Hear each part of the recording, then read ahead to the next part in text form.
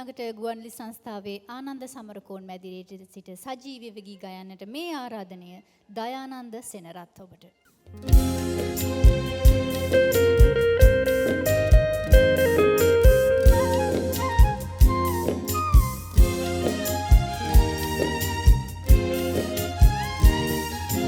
සල්සපු මල් දෙවැට දිගි පිපිලද දුනුකි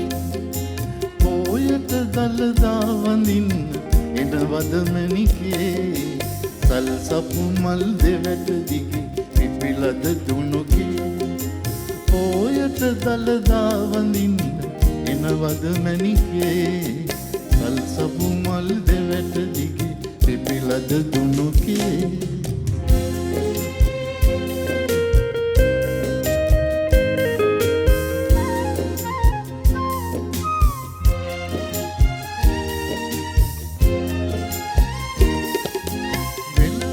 දට ආමනිකේ අවට බලනවා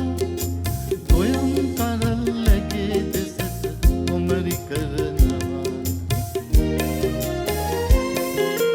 පන්ද උඩින් පායන හඳ මත සීවෙනවා සඳ නැති වට ඇගේ සිසිල පවන් සලනවා මට පවන් සලනවා සල්සපු මල් දෙවැට දිගි පිපිලද දුනුකේ පෝයට දළදා වඳින්න එනවද මැණිකේ සල්සපු මල් දෙවැට දිගි පිපිලද දුනුකේ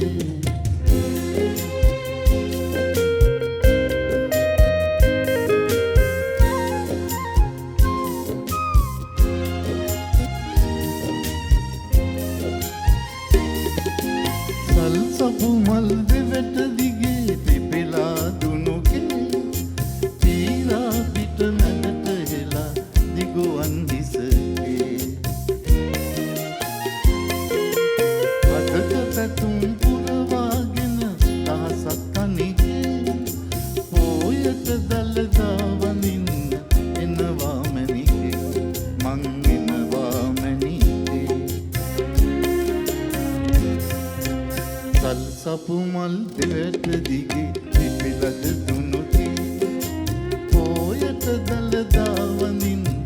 එනවද මැණිකේ සල්සපු මල් දෙවැට දිගි පිපිලද දුනුකේ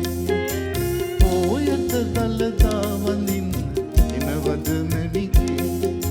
පෝයට දළදා වඳින්න එනවද මට වචනයක් කියන්න අවසර දෙන්න අපේ සිසිර සර් ගැන මම අවුරුදු 30 කරේ උසාවියේ විශ්‍රාම අරගෙන